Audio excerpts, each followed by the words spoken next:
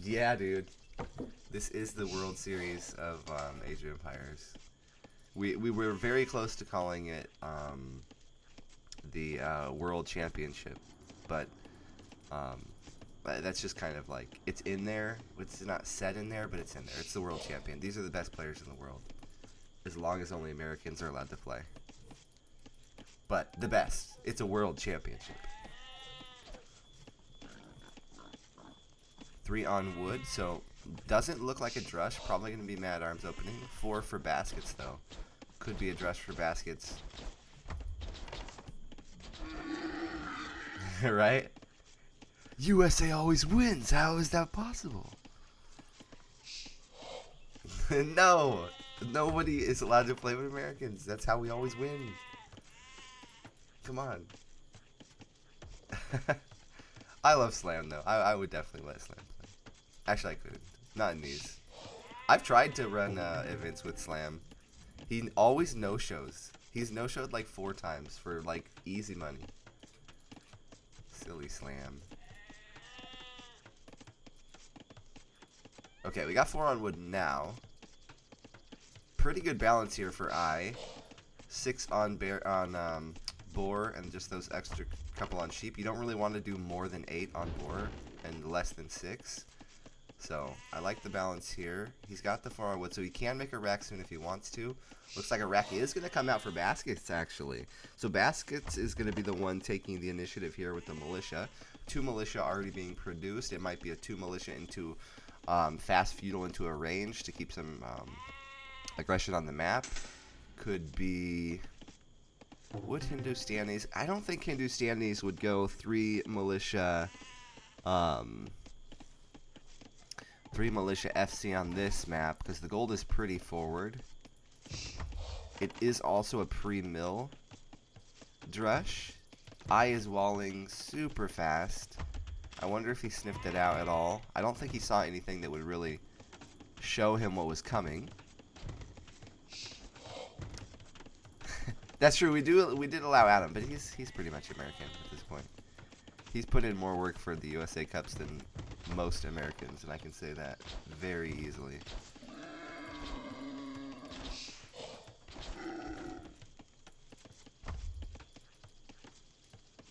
Okay. Looks like a lot of wood here for I. I don't know if I agree with the build anymore. Looks a little weird. 5 on berries, 5 on wood. Pretty good planters. Feeling a lot better. I know last week's cast, it was at the beginning of the COVID, and now I've had it for a week. So I'm feeling much better, actually. Still feel like a little down. I think my voice still sounds a little weird. But overall, really good. I was able to rest a lot. Getting the wall up now for baskets on his south. That gold is just... It's so close to the wall. See how, like, I could make a tower there, but baskets, if he makes the tower, it's going to be a weird spot, and there could always be a tower that could hit that gold, which would also take a secondary gold. So it's just like, he's really got to be careful about that forward gold. That's like a pressure point there. Dude, what up, dude? Thank you. Welcome, you guys. Just getting into the USA Cup, some of the USA qualifier games for today. No buns. Chugga, chugga, chugga, chugga, chugga. Thank you, man. Appreciate that. Yeah. Alright, so right now we have a Hindustani player going a pre-mill drush, attacking an Aztec player. Both players have really forward precarious golds that could be raided any moment that there's a ranged unit. So I think that we could see some fireworks over here. We could also see some stuff over here. But it looks like I is going to go for Mad Arms now. And this is why if you do the 2 militia drush, you need to go up and drop a range. And it looks like he is up, right? Like, Baskets is doing a really good job. For some reason, the sound's bugged. I didn't hear the thing. There we go. So, I like that he still went up. That 3rd militia did come across, though. So he's going to go 3 militia. He's going to do the man-at-arm upgrade. Keep the pressure. And actually, it's drawing I back. So this is pretty good then. I's not going to walk directly across the map, so now Baskets doesn't really have to worry about that that gold so much anymore. He can see the opponent's army. He knows he's still passively walling the back of his base. Range comes out for I. I'm assuming same thing for Baskets. So it's going to be both players making archers while they're making farms to try and go up.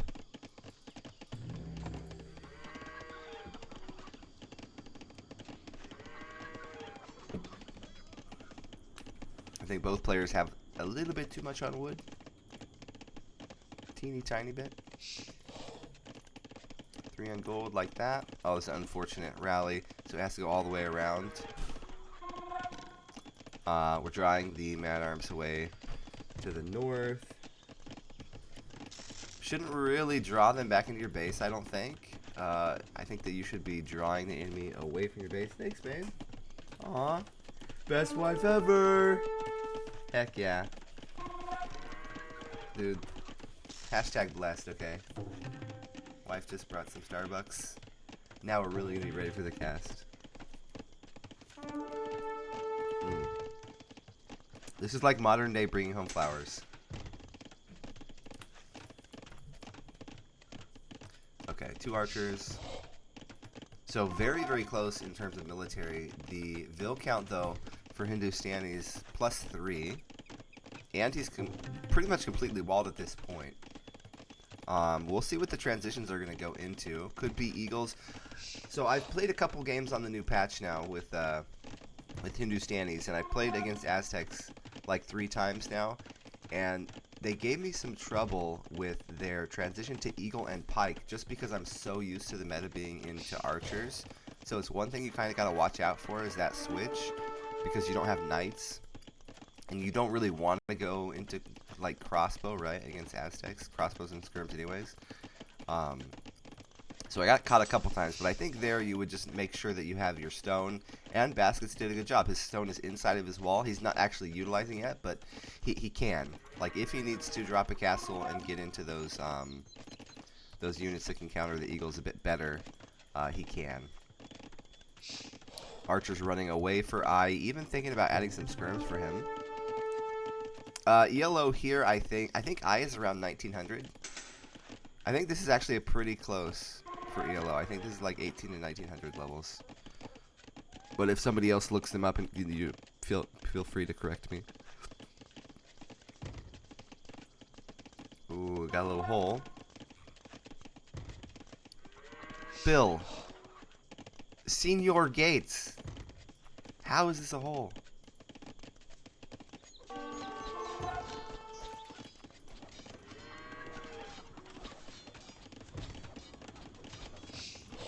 Secondary wall being laid by I. Would have preferred it up here. Yeah, there we go. Okay. He's listening in the past. Oh, Baskets is close to 2K. Okay, yeah, so this is actually a really strong, one of the closest and highest level matches we've had so far. It is the round 2 of the qualifier, so it's going to be a bit higher level ELOs.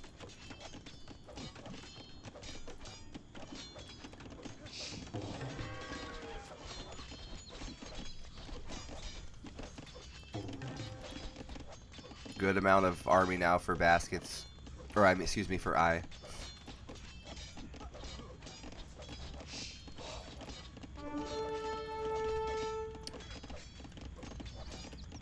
Farm counts are the same for both players. Oh, really? Wow, so actually Baskets has a higher rating than I does right now. I played in the last USA Cup tournament and did pretty well. I thought he played at a high level. But, I mean, it's been a year. It's been over a year at this point, so a lot can change in a year.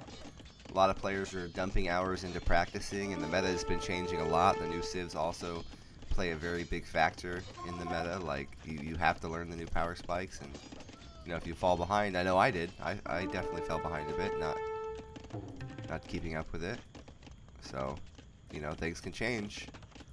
This is why it's fun having this event, like, every year, like once a year, because you kind of see new players come in and out of it.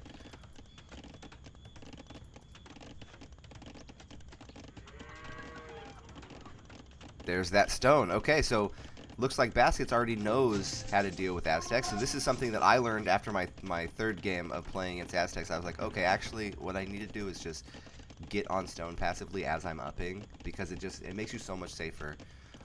When you initially get up, you can keep yourself from dying to all ends, but then it gives you something to deal with the eagle switch, because the eagle switch is like hard. You get eagles and mangoes and you're stuck on skirms and archers, and it just doesn't feel right. It doesn't feel like you're going into your bonus. I do think it's good to go into skirms and archers initially as Hindustanis just to get to where you need to be, but then after that you want to be on like stable tech using your cam bonuses, or you want to be using your unique unit out of your castle, and then in Imp you can always go into hand cannoneers to deal with stuff like that, but just less options in the early castle age. So good to see him actually using the stone. That was kind of my assessment as well. Looks like Baskets sort of agrees. So the skirms are pushing him back now. They're both in mid-map. Nobody really has map control. I guess you could say I does, but he's not really doing too much with it yet other than chasing units around. Still +3 villagers for Baskets. No military though. Castle's going to get dropped right away, 21 minutes as soon as he gets up, right in the front of his base. I like that. Going to control these 2 gold mines. Not getting too greedy, trying to get up there and get the hill, because there is military on the field he already knows about.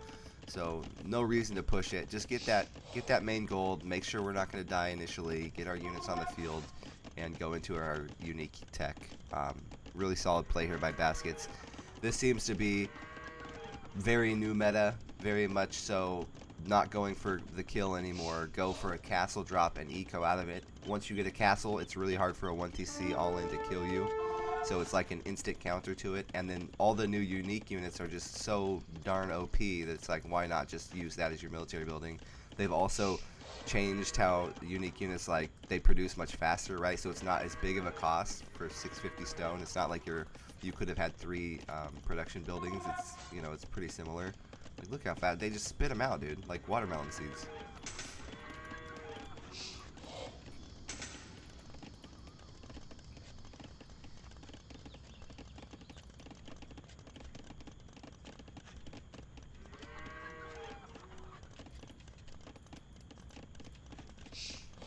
What do you mean, Adam?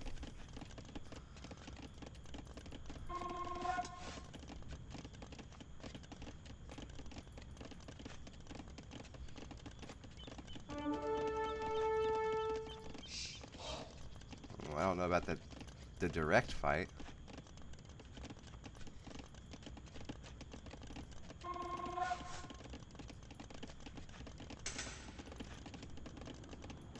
Oh, the sound is so weird. We have no attack sounds, but we have villager echoing sounds. It's so quiet for the chaos that's going on here. Now, I think that Baskets should have waited a little bit to get more golems before taking that fight. As it is, he's going to take a pretty even fight. Vill count-wise, both players are exactly even here. 2 TCs out for Baskets, though, so every minute he'll go up by 2. And it looks like I is going to take a different route. He's going to go into another barrack. So he's going to double down into the 1 TC, which could be a mistake. This is the whole thing you're trying to counter with dropping the castle, making sure you're not going to die. So this is going to be a really good scenario to watch, see how this plays out. I think a lot of the new civs will play the same way, where they want to get to their castle unit to deal with meso civs. You have the chakrams, the golems, I forget what the other ones are, but pretty much all those units are going to be your route. Because they're still a fast unit, so they can keep up with the Aztec mobility, and then they can deal with them in different degrees. You really don't want to get stuck on longsword. Like, you just get killed to eagle mobility. I would like to see Basket like wait for a little bit more army though before he fights. He's near his own production, so I mean you gotta think they're in waves, right? Like there's a bunch of waves of eagles that keep coming across, but this is just right here, so just wait, keep massing up. I's army is walking across the field while Basket's is just right at the field where it needs to be to fight. So just keep massing until you have a bigger force.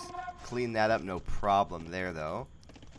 If he can re-wall this, then the pressure is over. Right now he's got +3 villagers. He does have that extra TC, so longer the game goes right now, it plays into Hindustani favor, and that's going to be because of that decision to start ecoing behind the castle drop, right? He could have just castle dropped and stayed on 1 TC and tried to fight, and then it would be much more on the back of how the military goes. But right now, his military doesn't need to win anything. It just needs to make sure he doesn't die. So he just keeps expanding behind it. So it's really good play. Very disciplined here from Baskets. Oh, yeah, good correction there. At the north, out of the wall, actually, there's another TC. So yeah, every minute, that means that Basket is going to go up by 4 villagers. So as an aggressive 1 TC player, you have to count your enemy's TCs, and you have to think, I need to kill X amount of vills per minute just to stay even, not even like to get ahead. So I need to be taking position, all these things behind that rating. So nowadays it's very hard to maintain those kinds of kill rates because of how many walls there are. So it's a lot safer generally to see people expanding with their lead rather than going for more military with their lead. So this barracks right here, right? This could have been a TC, and the ecos would have been similar. But right now we have 15 more villagers now for Baskets just because of this choice. Barracks versus a TC drop. And you could just see it on paper how it just explodes.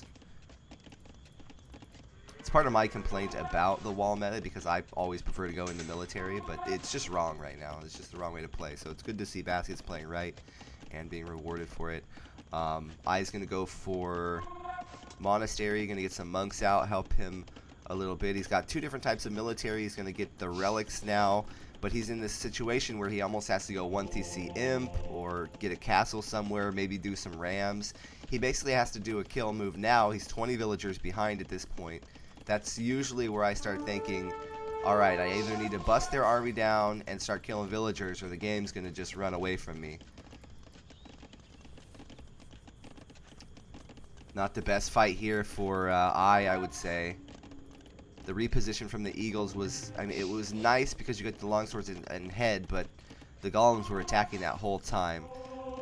So the switch for blue, I guess at this point moving forward, he's already got TCs, he's got a castle. It's something I wouldn't do, but I think it would be the right move, would be just to go up and go into hand cannoneer. He knows he's got a lot of time before he can actually die to this push. So if he just stops, you know, producing too many more villagers, if he goes up pretty much directly, and just maintains whatever position he can, he's going to get a castle. This is a great spot for a castle from I. My God. Oh my God. Look at this castle. What? I'd be full panicked. This castle touches every TC. This is worst case scenario. And oh my God, no, it's disaster. No, it was so beautiful. Oh my God. Oh my God. And that's going to be a game. Oh my God, I love the thought. Oh, it just was not there. Wow. Pain, suffering, war is hell. Oh, dude. My heart would have stopped, though. If I was Baskets, I would be screaming. Screaming. Hands in the air. Can't even click buttons. Just complete emotions. Wow, great try, though. 3 TCs. I mean, that's the kind of move that could come back from, you know, 20, 30 vil deficit. Now we're at 40 vil deficit after that. A lot of golems out.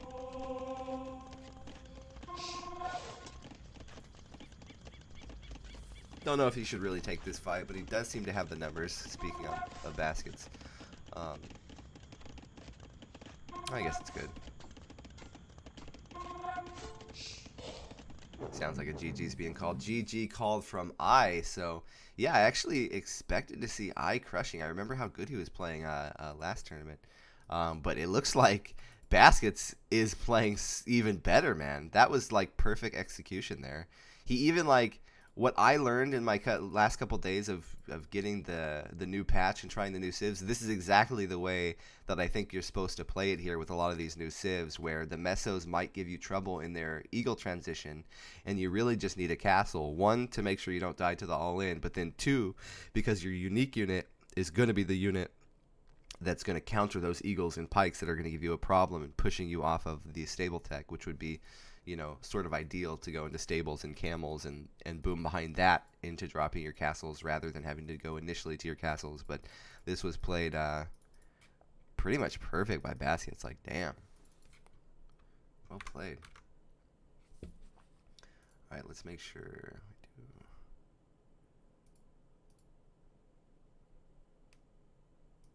Okay. Let's read the stats. I at least want to see the APM. We got to see how fast these guys are. So I capped out at 140 APM, and Baskets, who won, was on 111 APM. So pretty solid APM. Very similar as well. Military, 92 to 50. KDA, Eco. About what we would expect. A little bit better for Baskets. He did get to that TC first. Both players got the castle at the same time, right? So they could have done the same thing. But Baskets, castle drop TC. More rack. So his Eco gets put behind. He can't get the kill. This guy just booms away. Solid. Alright, let me pull up the next game.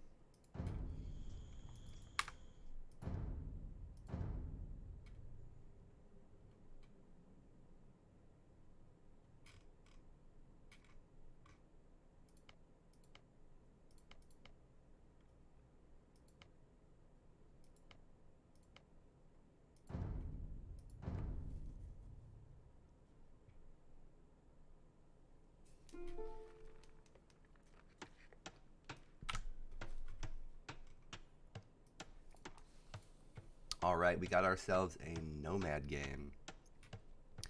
And, you know, as you see Nomads, you're gonna see Spanish. Like, if it's a tournament. Spanish against Italian. Alright, there's some mind games. Looks like, to me, Baskets has been doing some serious preparing. He went into a counter pick. So, Spain is like... Nomad to me... I'm sure there's a Nomad player that would just love to crucify what I'm about to say. But as a non-Nomad player, to me what Nomad feels like is a map where you just FC off fish as soon as you can and then abuse some sort of unique unit. It's like an expedited version of the rest of the game, right? How we saw last game. It was like defend, light attacks until you drop a castle and then eco behind it. It's going to be the same thing, but you have so many fish that you can almost get to castle FC every game, no matter what kind of rush the enemy puts on you, because you're just going to have so much food. So Spain is a very top tier pick here because they get to the Conquistador so fast, and then they can go into siege and pressure or boom behind it, whatever they want, or they can go to water. They have all kinds of options, but their Conquistadors are just so darn fast and do so much damage that you can't do a whole lot about it. Now Baskets knows this, and he counter picks into Italians because Italians, they're a slow unique unit, but their unique unit has a counter to horses, so they could potentially go into a counter with the Genoese off the exact same type of build order in Dark Age for FC Castle Drop. So it's doing the same eco in Dark Age, but slightly different in Castle Age in terms of what they're going to be able to do. One's going to be raiding a lot, and then one's going to be moving slow but trying to force fights. Now, I think it's going to be hard to force fights against a Spain, especially if you're waiting for mangonels. Usually you get the mangonels to force your opponent to take a fight, right? But Conks can just... I think it's a 3-shot. I know it's a 3-shot for monks, but it might be a 3-shot for mangonels as well. So it's just so hard to kill Spain here. So I'm still kind of like thinking Spain is going to do well, even though they are counter-picked technically. But this will be fun to see. It's a good thought either way. So fish coming out now for Italians at the north, while we have Spain fishing near the southwest. So kind of opposite where their TCs are. I is finding some borage there. Little Red Riding Hood and her borage.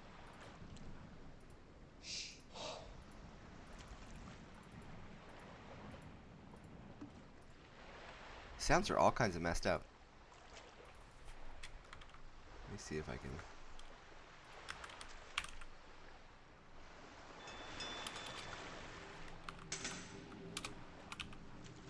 want to try one thing to see if I can fix this sound problem. Seems like there's an overlay where we're getting the wrong sounds. Just make sure it's on the right device. Capture age. Alright, now we should have both.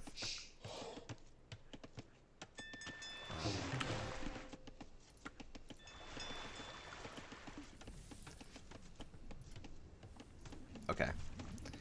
We are good.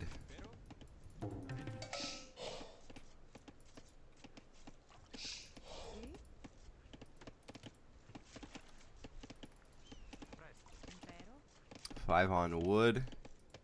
Both players 5 on wood. So basically the minimum to keep their fish going. As we already said, it's basically going to be an identical build. Minimum amount of wood to get your fish going, and then maximum amount of food to get up to the next age. We'll see what their bill counts are for their FCs. I would guess somewhere around 22 to 23 pop. They're going to go up and just FC directly out of it.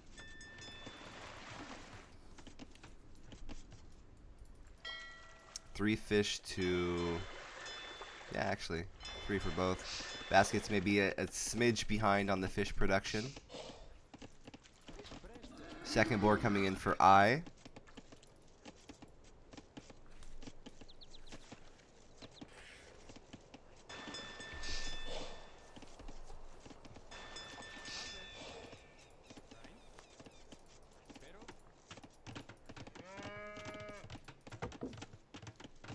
Lumber gonna come out. Now I can go up.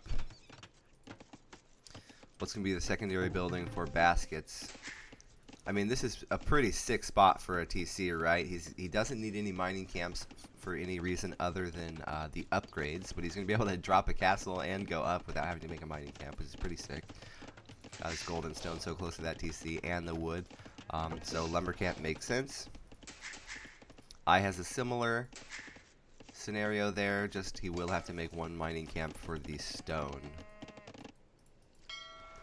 But this is kind of fair, right? Spain is going to be the more dominant civ here, so it's good that they have the drag.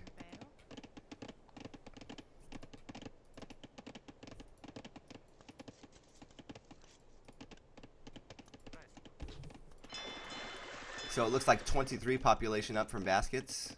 What did I say? Like 22, 23, 24, somewhere in that range. So 23 for baskets, and I's going up with 21 vills.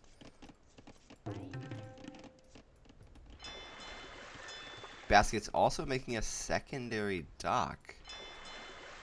I guess just to move his fish around. Both players doing the same. Okay. Just making a secondary dock with that vill that stays near the dock. That makes sense. As long as you have enough eco for those buildings to go up. 3 on gold seems right to me. Yeah, these are pretty sharp builds here.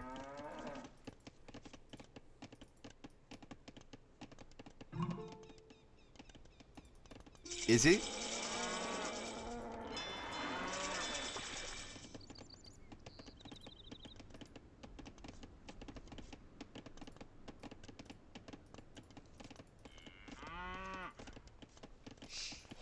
I mean, obviously he knows a bit about Nomad because he is attempting to counterpick like what most players would just say is the best Nomad civ with Spain.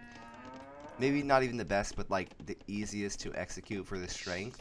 Like an FC conks into whatever you need isn't all that difficult, but it's so strong that almost nothing else could deal with it. And Baskets is going for the Italian counter pick with the Genoese, so he's already thinking like a step ahead of like countering the meta. So I mean, you could tell that he plays some Nomad, that's for sure. Now I don't actually know how good he is on Nomad, but that's yeah. So he's going for the water first. Water first, and he's not going for a castle drop. This is so. Wait, he's not FC.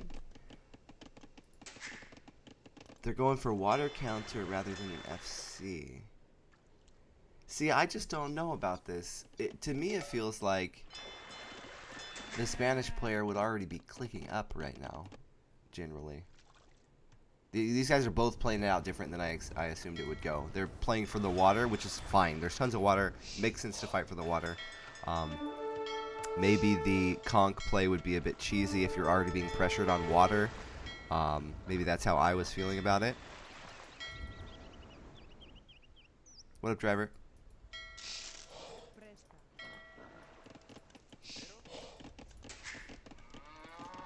Baskets with +2 Vils. He's repairing his warships. So is I. Both playing really good. Like, these guys are playing solid level. This is definitely feels like we're watching like 2Ks at this point.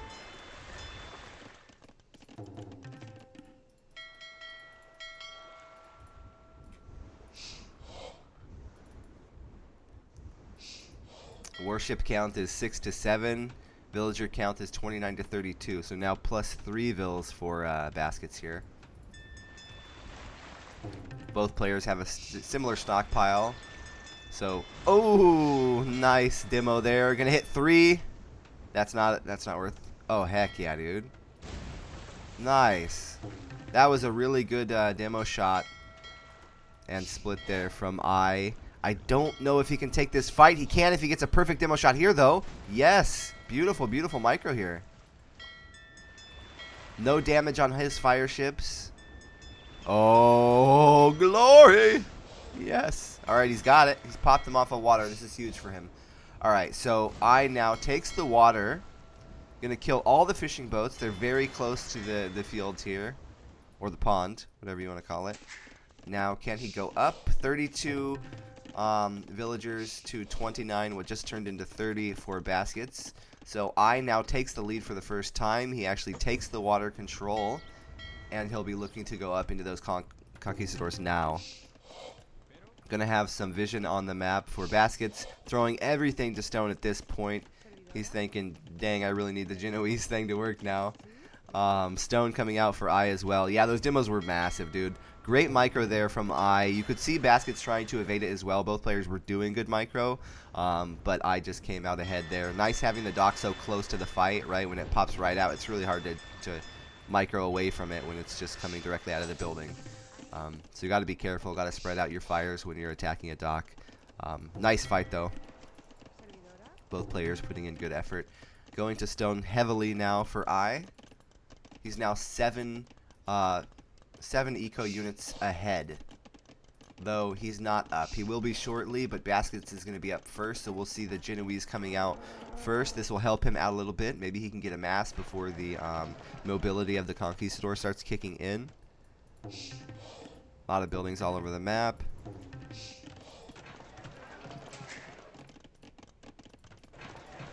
Market coming down for Spain.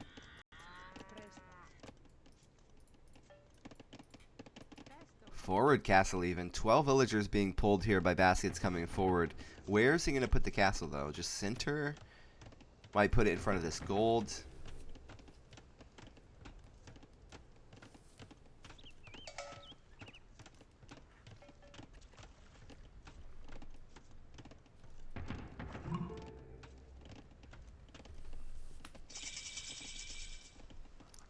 Well, the anti-gunpowder unit for Italians, I don't think you get it till Imp. But then also it's a melee. Like, you can kite them for days. Yeah, exactly, Maximus. That's kind of what I assumed would be happening, was an FC into Kongs, but it went into Fish War first, then into the unique units. Which I guess it seems like it's favoring baskets a little bit, helping him out, getting his castle down first in a good position, so he's not just being ran over directly by the conquistadors. He's going to go for Monastery, Genoese, and Mangonel at the same time. This is really good prep. So one thing that slows me down when I'm playing stuff like this is I will make like a Genoese or a crossbow or knights or whatever, and I'll field that army and I'll upgrade it until it's strong, and then I'll start adding siege. And then I'll start adding monks if I need to be healed. But this is a better route, right? Getting your siege out when you're not being like pressured by the enemy unit yet. You don't need to field your army. You need all your extra stuff to be faster than theirs if you want to cut through the walls and have more tools out, right? So I like how he's playing this.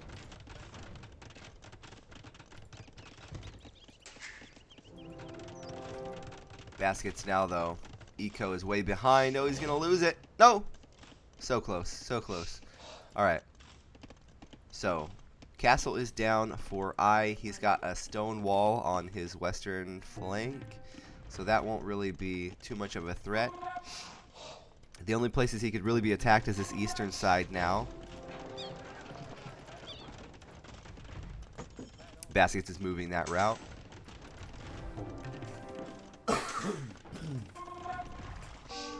A lot of conquistadors in queue. No upgrades yet for the Genoese.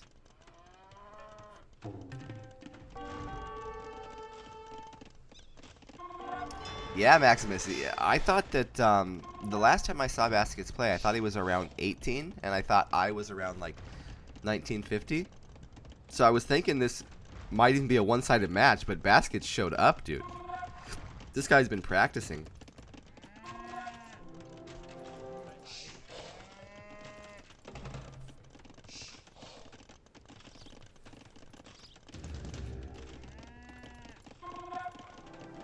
Five conks are out now.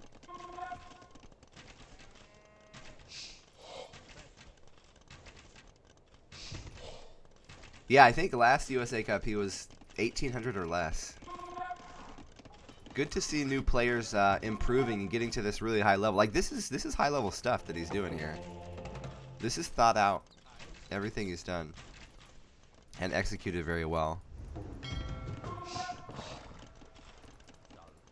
Collecting the relics now. I mean, this could even be a 1 TC imp Treb, right? Because you've got the castles right next to each other already.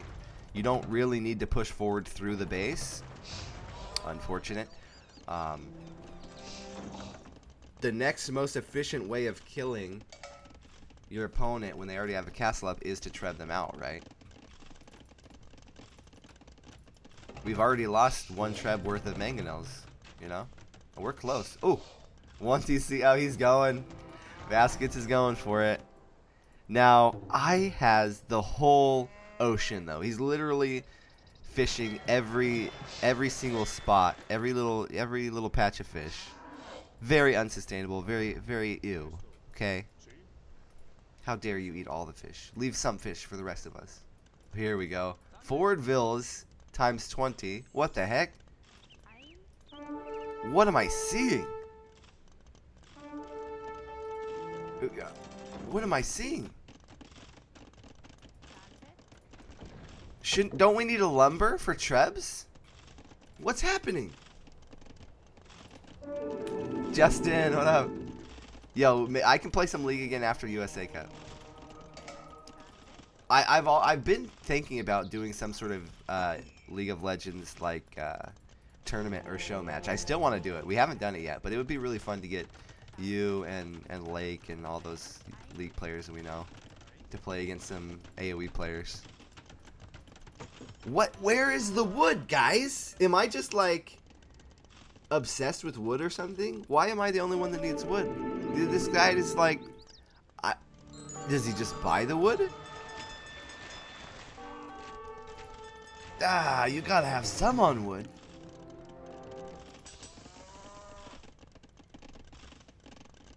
Oh my god, I'm not saying he's a gold digger, but he's got 0 on wood. 30 on gold. Second castle coming out. Saracen, yeah, if he was Saracen, surely. This is like straight, I guess he's Italian. This is straight mafia build, right? We don't do nothing but collect the money. Where's the money?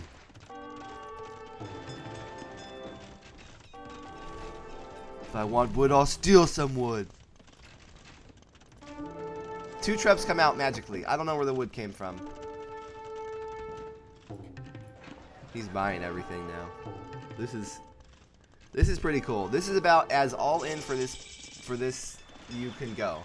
So the thought process is you get Imp 1 to 2 minutes faster, you treb the enemy's castles out, then they're completely exposed in terms of their economy, and then they can't field a really good top tier army to deal with you fast enough before you can just keep clearing. And you actually win with a worse eco because you had position and you had the tech first. So you have 2 of 3 things.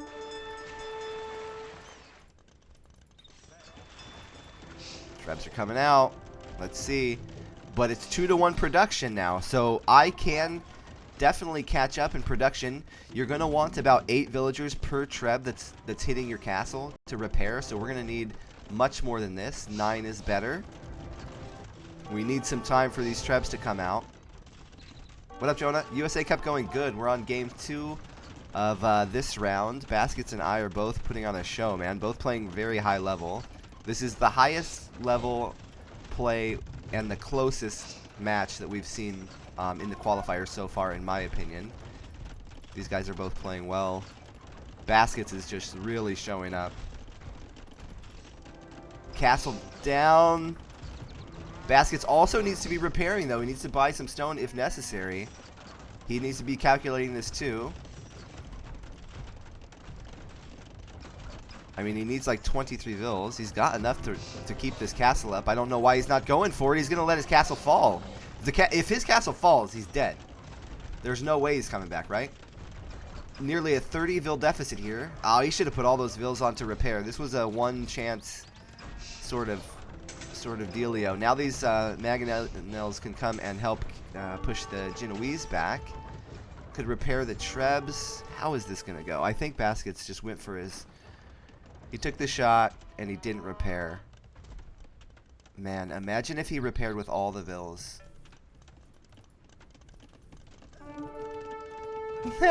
Oh my god. Oh my god, the lunacy.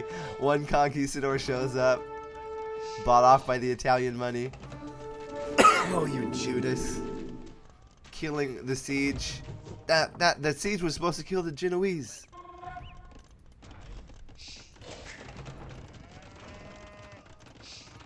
Okay, new castle coming up first for I. But those 4 trebs are still alive for Baskets. Can he kill the castle down before more conquistadors come out? He is dealing with a small pack of conquistadors going around the eastern flank. Uh-oh. Uh-oh.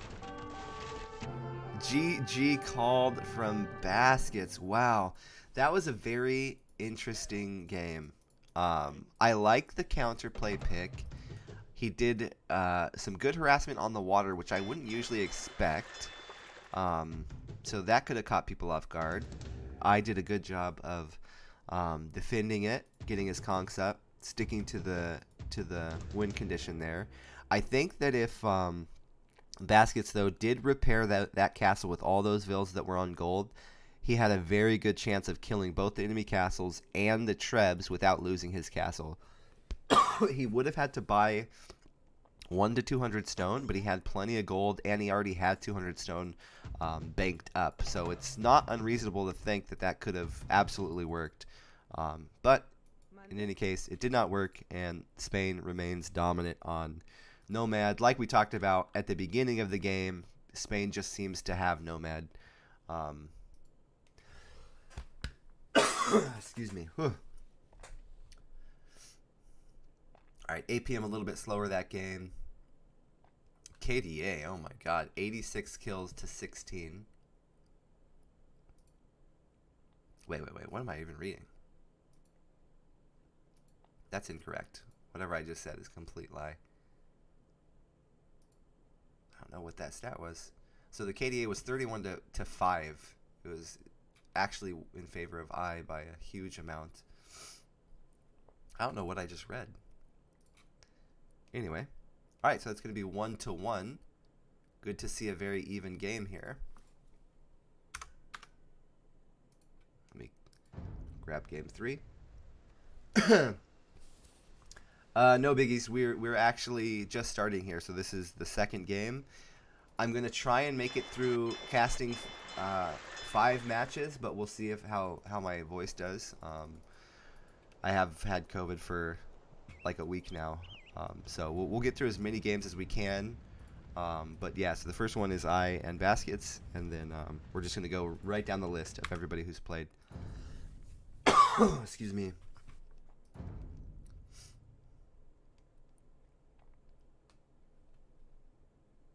Thank you, man. Well, I'm glad. I'm glad.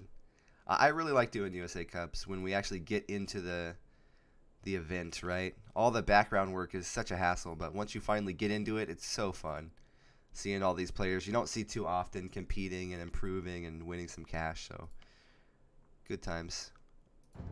All right, so game 3 between baskets and I will be on Mudflow.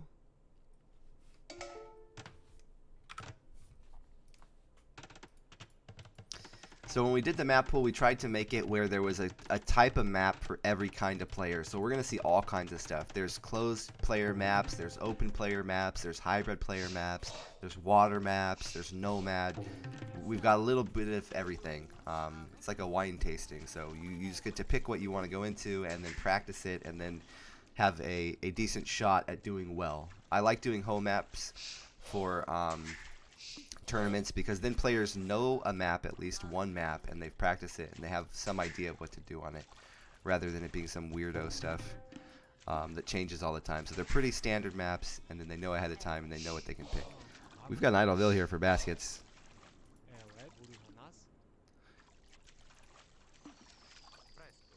Uh-oh.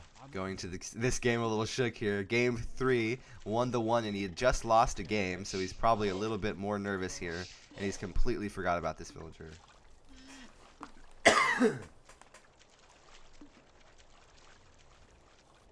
Yeah, I agree, Sam, and I'm actually regretting not seeding this slightly different. We had a few dropouts, and I think both these players are very, very strong and should have made it through to the round of 16.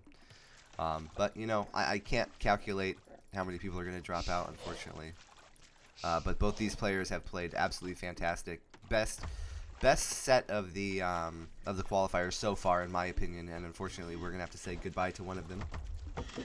Yeah, you guys can check the bracket in the Discord if you want, under the format and settings. You can see all of that. You can see the prize pool. If not, you can I can link to you guys. It's in challenge too if you check USA Cup 3. It's on the challenge website.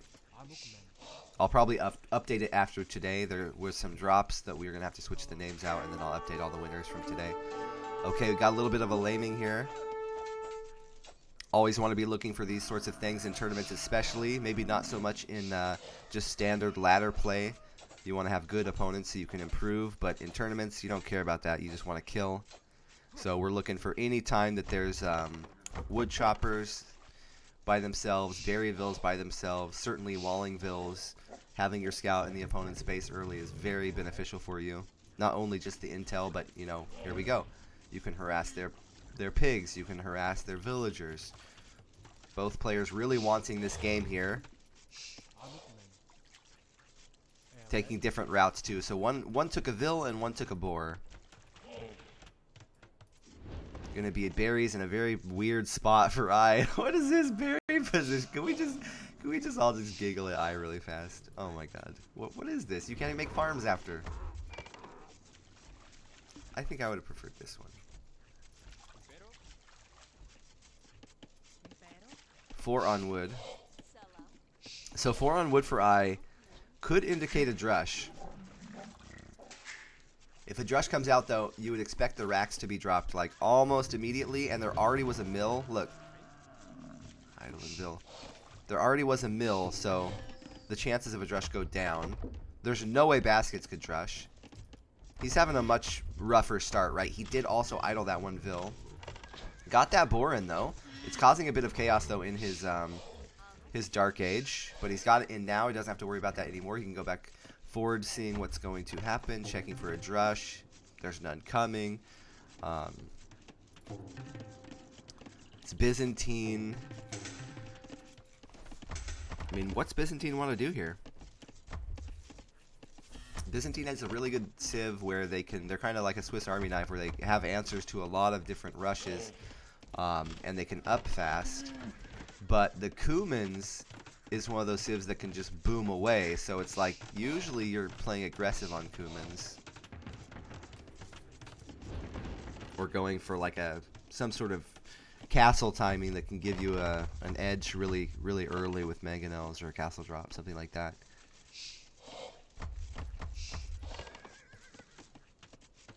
Okay, Baskets is going to up now on 21 population. He did lose that one villager, so he still only has 20 pop.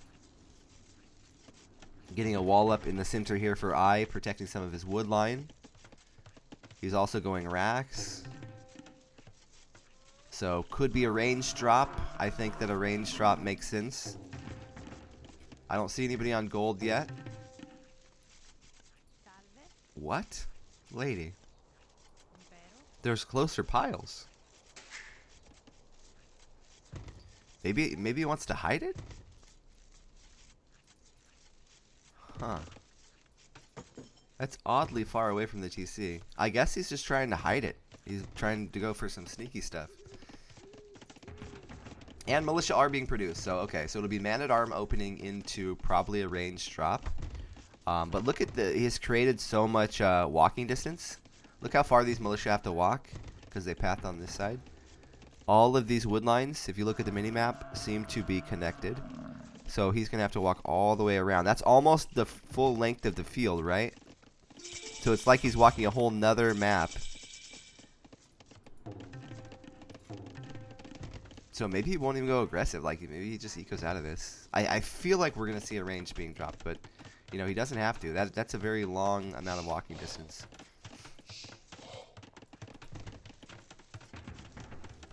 Racks being dropped for Baskets. Where is the range? Oh, a tower coming out for Baskets. I like the aggression. Gonna push I off of that wood line. Interesting. So it's gonna be man-at-arms into stable for I. And, you know, looking at the field and how far it is to the opponent, assuming these walls stay up, and, you know, as soon as a palisade is made, of course, it's not just a palisade. It is not 300 HP. It's something that keeps an army away where you can build markets and houses and blah, blah, blah behind it. It's an infinite wall as soon as you see a palisade, in my opinion. Like, you're never getting through it unless the person wants you to get through it. So the mobility of the scout makes sense, right? Because then he can walk around. He can walk around the map and attack Baskets or help himself much quicker than if he went into archers. So I think that's kind of what he's playing with.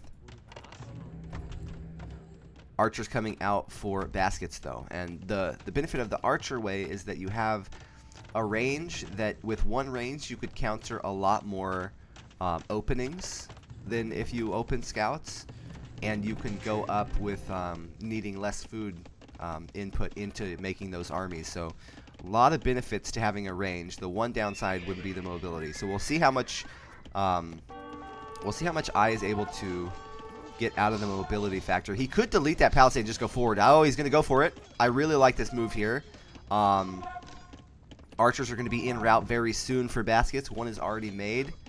Not positioned to rally across the map yet. Some more walling goes down now for Baskets, actually going onto stone. So looking for a possible tower defense with Archer supplementing until he can go up. Then he'll have people on stone to drop a castle as well. Could go into kip checks and booming behind it. So looks like a solid strategy choice here from Baskets. I is going for the more aggressive route, which nowadays is very hard to actually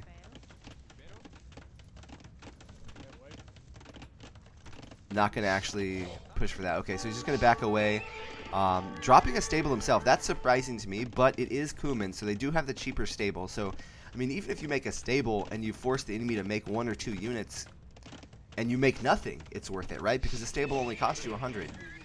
So it's almost worth it just to drop that either way. It's only like 1.5 farms.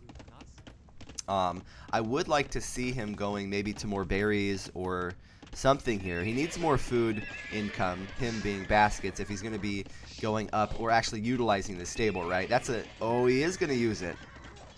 This could put him behind, but he is 2 vills ahead. So maybe his eco can handle it.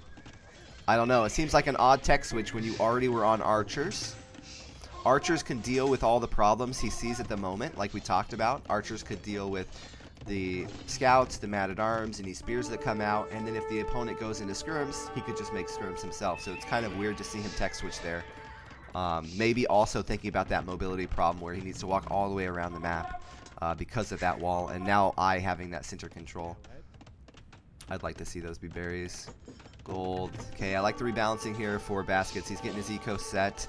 Needs to re-wall there or drop a cast or a tower rather. Scouts trying to get in, but they're going to have to walk the long way around, and this is part of why the mobility factor there is nice to have that in. Tower's going up in the back for I already, prepping for that counter attack that he knows is going to come. Really good job.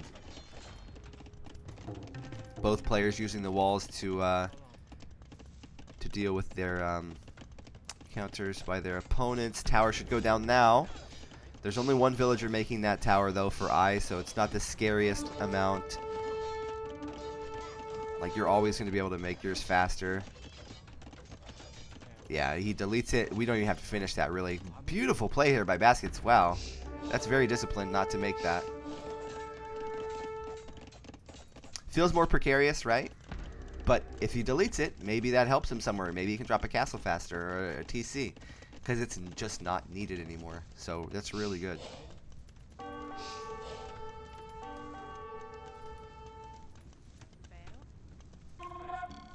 Doing all of this aggression only with 2 on gold for I. So that's going to help out the rest of his economy. Maybe get him up to Castle Age a bit faster. Being able to use those villagers on food and other stuff. I is going to get in, but what will he really be able to accomplish with all these archers already here at the field? Probably not too much. Actually gets stuck. It's a mob!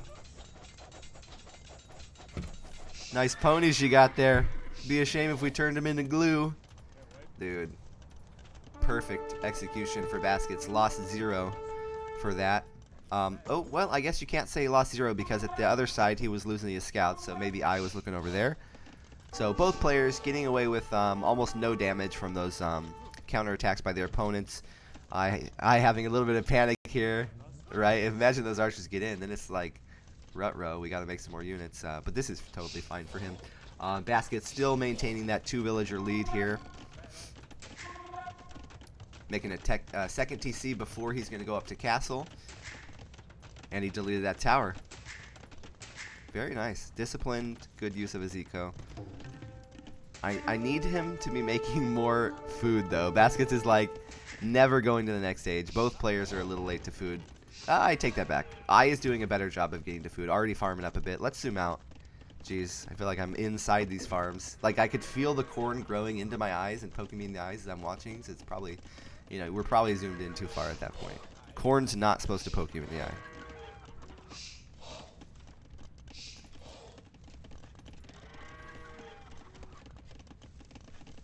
Five-ville deficit now for I, but we do have that second TC out for the Kuman player, so it's going to be 2 more villagers per minute rate for him, but he's got to actually like feed them, right? So it's going to be a slower castle time, you would imagine, and you can see that already.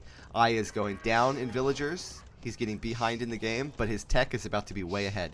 So if he can turn his tech into villager kills, or a good position control where he can just snowball out of it, then being behind the vills won't matter. But there's a timer, right? We're on a clock right now.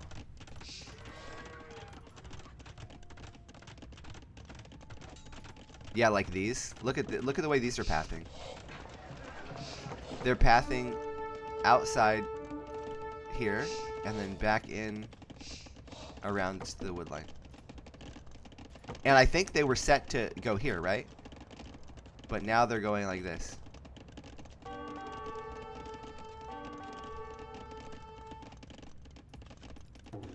Now they don't know where they're going. They're being trapped. He had to delete his own house because his villagers can't go places. Forward. Oh man. Oh man, this is gonna hurt so bad. I is gonna drop a forward castle in Basket's face. He's gonna have a whole minute plus. 16 villagers. And he's Byzantine too, so this could be even a castle drop into a low villager count fast imp, right? Sort of like Baskets tried last game.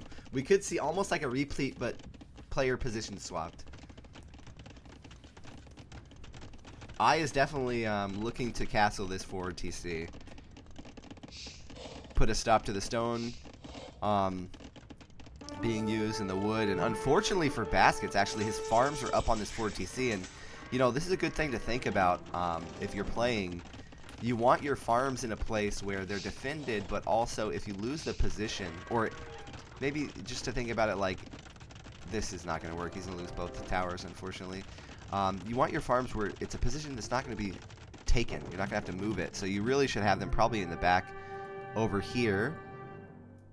Like I had them kind of in the side, right? If a position gets taken, it's going to be up here or up here first. So, wow. He takes that, I takes the game with a forward castle with Byzantine, even though he's got way less villagers, right? So he went for that faster position, less vills, and this is because Baskets went for that second TC, right? So if this TC and that stuff was farms initially, maybe he gets up at the same time and then he can TC behind it. But losing the position, then it doesn't matter that you have those villagers. Really good job by I. That was a fun match to watch. Definitely the closest one of the series so far. Boop, boop, boop. Nope. To I. All right, so it looks like we're going to see I move through again. We did see him progress through last tournament, and he did quite well. But, man, it's too bad Baskets is out because he played really good. It seemed like he had a good idea of the strategies he wanted to play on the maps, and the execution was there. This was just like one small mistake, I would say, that, you know, this could happen to anybody, especially on a map like this where it's like you don't really know how fast your opponent's going to be able to up. Damn. Feels bad for Baskets, but yeah, that was good. Oh, Baskets in chat. Yo, dude, you played really well. I can definitely see some big improvement from the last one.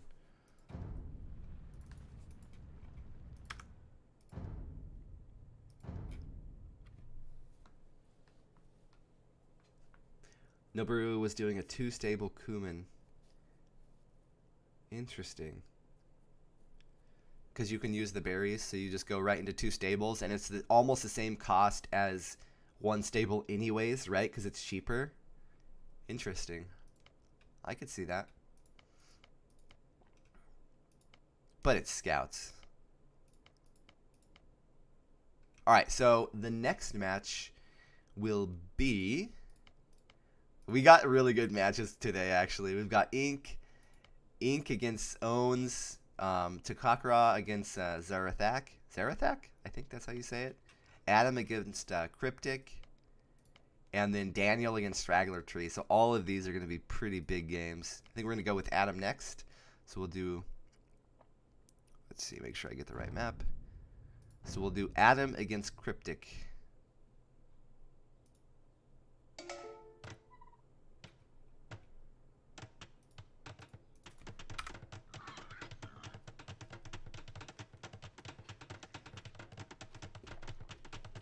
The best Straggler Tree says the best set. I hope you poked Daniel in both of his eyes. And weakened him up.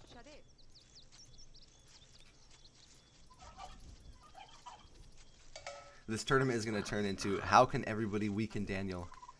Play the longest games, make him really trudge through. All right, what do we got here? New game. Adam's sitting here in the blue, playing Ethiopian. Pretty strong tier civ for the meta. You know, we kind of all know what to expect from Ethiopian. And then Mayan's from Cryptic, so also a very strong civ. Mayan is just always been like the best civ ever, and there's like nothing you can do about it until the walls are taken out of the game. Because you have to, the civs like this, you have to be able to kill them, right? And if most games are won now by sort of playing into some sort of defenders or eco advantage, you just can't end the games for some of these civs that just never, like an imp, their units are free. They just crush you. So we'll see how Adam approaches it. I would assume it will be something around the lines of trying to end the game off of early power spikes. So either off of archers in feudal like mad arms and archers in feudal, or early crossbows in castle with mangonels, or crossbows and trebs, or arbs and trebs in early imp. I think there's 3 very small windows where Ethiopian can be better, and then besides that, Mayans are just going to be the dominant civ. So we'll see what power spike Adam goes for. Scouting around now. Don't see any laming yet. Are we sure this is Adam? He's going the wrong way with the scout. Usually, if it was Adam, Adam would have his scout like over here already, harassing villagers, taking boars.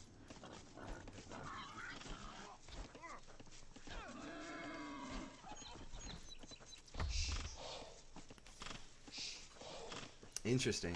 Yeah, I mean, I think you have 3 berry patches on that last map, so I could see how it could work.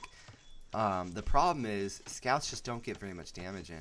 You can make a few spears, and then as you guys had the walls in last game, like you can make that map have like a really big pathing distance. So I don't know if it would work every time, but it's certainly a strategy that could catch somebody off guard, right? If they're not prepped and ready for it. And I love scout openings. Those are my favorite. Back when they could work, that was definitely my bread and butter, was going any sort of scout opening. I had variants for like anything that I would see.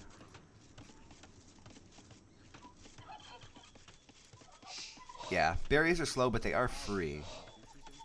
So like you can get that extra stable out for free basically, when you would be making farms to support those stables. Also, you could play into it different ways, where it's like you go Franks or something.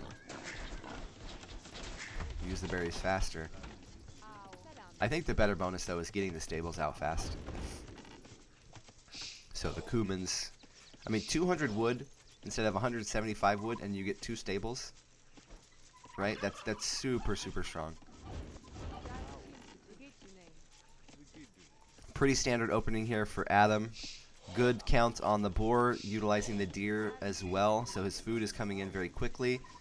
Grabbing the so last game we saw somebody lose a villager on their wood, and you can see some players prep for it, right? So Adam has a nasty evil brain that would kill any villager he saw, so he was like, oh, my villager looks like a villager I would kill, I should protect her. So now his is fine. And that eagle was right there too, right? Cawing. USA, USA. Yeah, hopefully some people have their claws out. It is late enough. Oh, yeah, need those together. There is a hill too, so you got to be careful around a hill as well when you don't have loom. Villagers go down quick.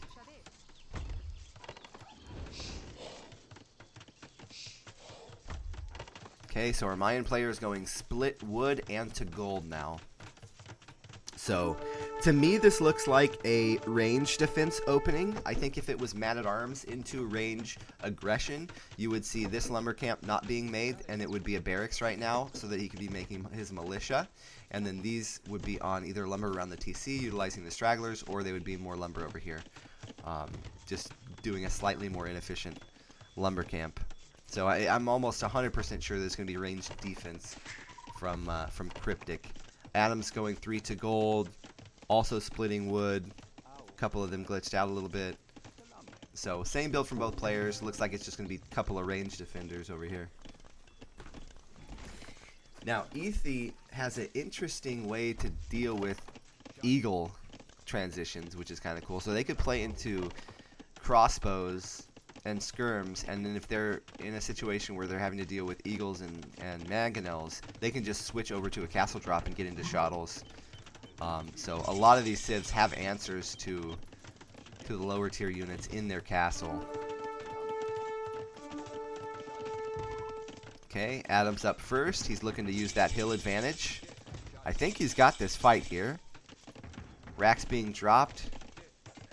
Yeah, so he'll take that fight no problem. Range coming out for the Mayan player. We'll see how fast the farms come out. If you're going range defense, you're basically saying, I don't really need map control, but I want to be able to not die against almost anything. One range, you can go into archers and counter most of the units. The only units you can't would be the skirms, and you can always just make your own skirms. And, you know, camp your side of the map if you need to. You're getting yourself 2 to 3 extra units by the time they have to walk across. If you're fighting near your production. So it's a very easy way to just kind of like get up to the next stage. Movable, thank you for the raid, man. Welcome, you guys. We're in match 2 of the qualifier round 2. Raid, DD! Super DD.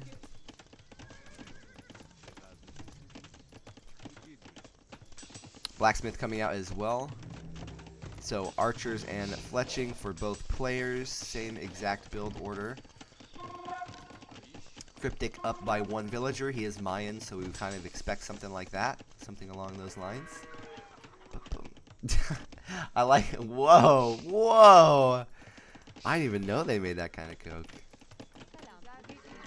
Must be a long can. Like the 24 ounces.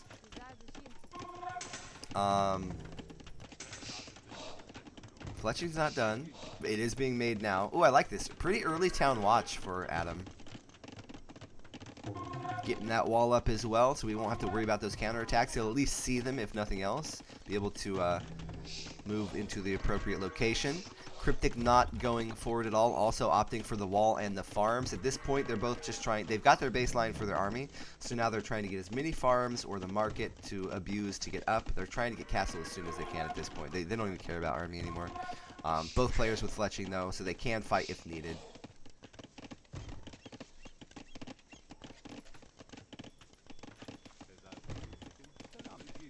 Four on gold.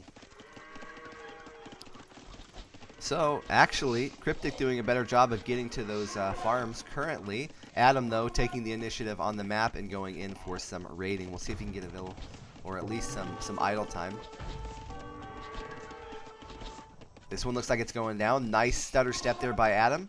Lining up those shots perfectly, getting that free villager, and then walking away. Free damage is perfect. Perfect. So now Adam's just about even in the vill count. Completely walled now. The only big difference I see now is the farm difference. So Adam can either put more on gold, utilize the market to go up, or he needs to start getting more farms out immediately. Our Mayan players already on 10 farms against 8, so maintaining at least 2 ahead. Although we've forced some skirms out and a second range from Cryptic, so Adam's got to be happy about that. That's going to slow down that farm count from our Mayan player. Yep, going to be market up for Adam. So these could transfer over to gold pretty soon.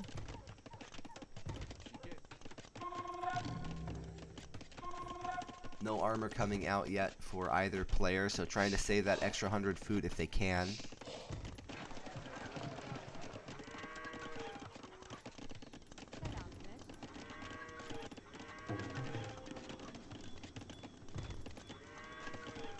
Alright, farm count is even now. Oh my god, there's a hole! Oh, dude. Dude, the tilt level would be so high if this was me. Oh my god, disaster. But he's gonna get all the archers for it. Oh, I like that move. Moved out. Heck yeah. Okay. He's probably kind of happy with that. He killed the whole army at least. He needs to fix this up. Probably move forward at this point. He probably assumes he's got a bigger army now that he's cleaned up 6 for free. Looking to buy his way to the next age. And yeah, I mean, this is kind of weird that I guess these extra vills, right? You're thinking 1, 2, 300 food, 5, 6, 7, 8. So if no skirms were made, the extra vills weren't made, then he'd be up at the same time. Kind of funny that Adam's kind of getting up faster by making less vills. Wonder if this is on purpose. So his archers are going to show before, though. That's a lot of skirms. This is really slowing Cryptic up to the next stage, actually. By over a minute now. I mean, he's got a wall. I don't know why he's so worried about a counterattack. Sending one himself.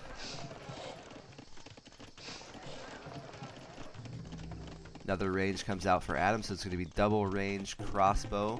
Might see a university being placed. Might see TCs and eco behind it. Looks like he doesn't want to show.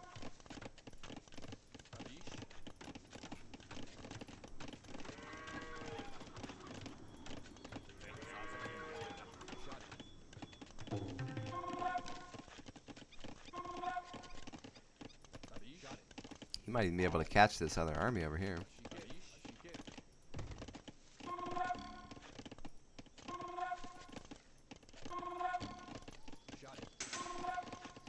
Looking for that hole again.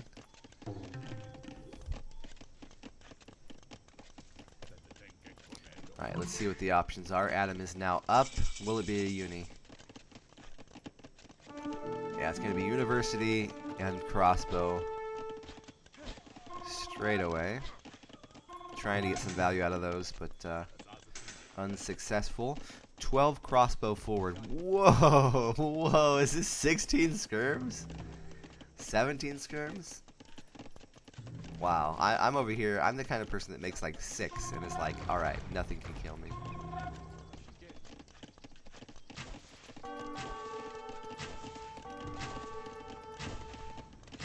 Now, if he gets university upgrade, the crossbow can beat the skirms, but he needs to be able to utilize that hit and run and never, like, he could be dodging while the opponent can't be dodging, is what I'm trying to get to. So we'll see how fast this comes out. And then maybe we'll see some eco behind it. Actually, we saw some market abuse in terms of stones, so there will be no castle or TCs being dropped anytime soon. Cryptic dropping a castle, though, and I like the move here. He's got the skirms to defend. Now he's going to eco out of it, and he's got a big villager lead. Oh, is this a hole too? Wowzers. Okay, so now ballistics comes in. These will be able to get cleared up. These crossbow could fight against the skirms, but probably not worth the micro you'd have to go into. What up, man? Siege Workshop, okay. So Siege Workshop to kill the skirms, crossbow to go in and kill villagers. No TC potential yet, though, for Adam. So Cryptic, interesting. University. I don't know about the university. That doesn't make too much sense. He's already got the unit that can counter his opponent. What he would need now is like a Siege Workshop or a Castle Drop or an Eagle Switch or more TCs. I don't think I would ever go university in this situation with the skirms, because I mean the person's probably gonna run, right? They're not gonna fight you with crossbow against skirms at this point. It would just be like waiting for Mangonel or a tech switch. So dumping more eco into skirms is just kind of like double investing into something that's already doing its role to its near max. I guess Adam could get dumb and just go for a raid and lose all of his archers, but that's just not as... You don't see that happening as often. Yeah, maybe after we're done casting, Straggler, we'll get into that.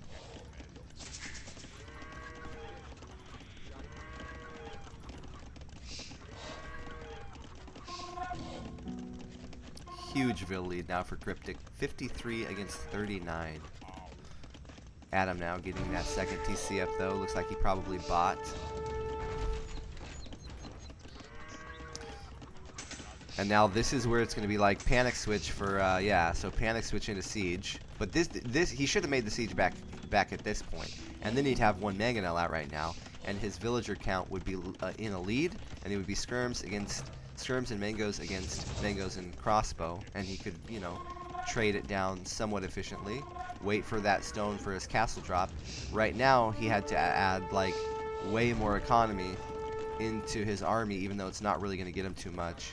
Although I say that, and you know, maybe I'm completely wrong, and it's going to help him pick off all these crossbows. So we'll see if he can actually utilize that tech that he went into. Looks like he's backing off. Going to wait for the mango.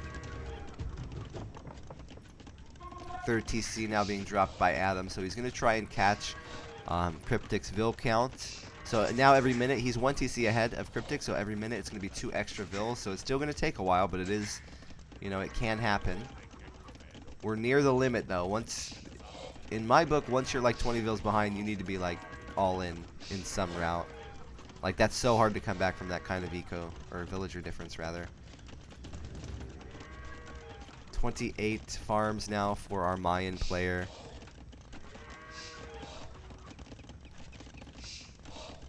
Almost too many farms. You know, if you dropped a TC and you had 10 less farms, you could still produce vills from all of it. This could be a 2 TC castle drop imp rather than dropping the 3rd TC for more villagers. At this point, it would make sense because he's already got a good vill lead. But, you know, it's hard to know that if you've only had 2 TCs. You kind of assume both players are making TCs as soon as they can and booming away. Pretty passive by both players, knowing that, you know, 1 or 2 bad mango trades could cost them all map control potential here, and both probably want to lay a castle down somewhere safe near the center of the map, especially Adam. He's got 2 golds out front and near the similar location, so, you know, if he drops a castle out here, castle up here somewhere, he could keep those 2 golds safe, and the rest of his base too, really. So castle coming out first for our Mayan player. Cryptic gonna make it near the southwest, gonna keep that gold and wood line safe with it, so not the worst position. Let's see if there's any other better positions he could have put it in. One up here, maybe, just because you don't really want Adam to come drop a castle here on the main TC, also taking a gold, and then trebbing from this location would just hit everything in Cryptic's base. But I like the thought process here of keeping the gold and wood safe. You know, there's nothing wrong with that. But this is a weak point, so maybe the army could sit up on this hill. We'll see how Adam takes his... Oh, Adam's still not on stone. Oh, he is now. Okay, so Adam might actually be trying to get imp before he gets the castle down. Cryptic now can click imp. And he's got a castle down. Like, oh, dude. Mayan power here. Cryptic playing into the Mayan strengths very well. Utilizing the defense method of 1 range, getting that 2nd TC right away, dropping the castle when needed, dropping the siege when needed, not taking too much damage, just slowly progressing through the game. And really hasn't even moved across the map. It's been like 31 minutes, but he doesn't have to.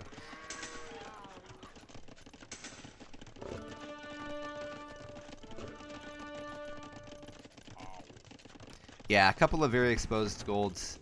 I think the big factor, though, is that there's always very close, like, main golds in your base. The big change for D is all the resources were placed closer to the TC, so they all should be much easier to defend.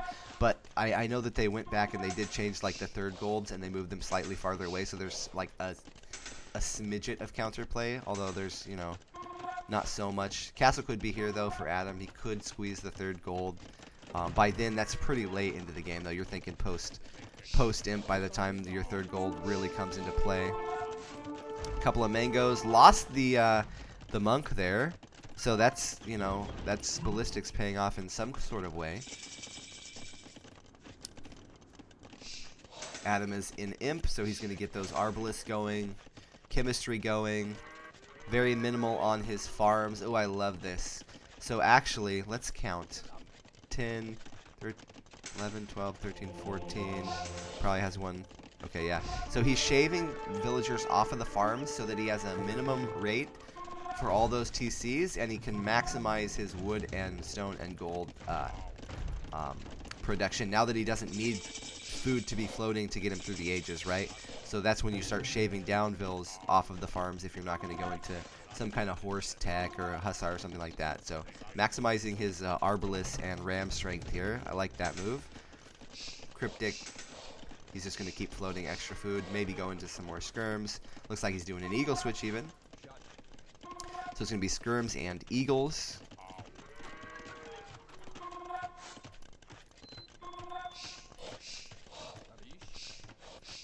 Villager counts are within 2 now. Very close. So, you know, that 3rd TC is starting to catch up by now.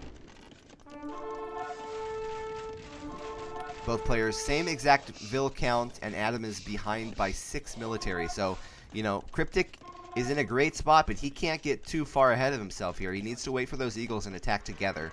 So he needs to just stay patient, get that armor, get that elite eagle upgrade. He's got things going here. For him. I think that he's in a really good spot still. His 3rd gold is being pressured at, now by Adam, as we were talking about earlier. Those 3rd golds do get spawned out a little farther now. I love the castle placement here for Adam. Very aggressive. Gonna pinch the gold. But, like, Bombard Cannon even. I like the Bombard Cannon move. Can deal with onagers, can deal with trebs. He had to make chemistry anyways, right, for the Arbalest, so why not just get into Bombard Cannon, a tech above the Treb. Taking this very patiently and slow.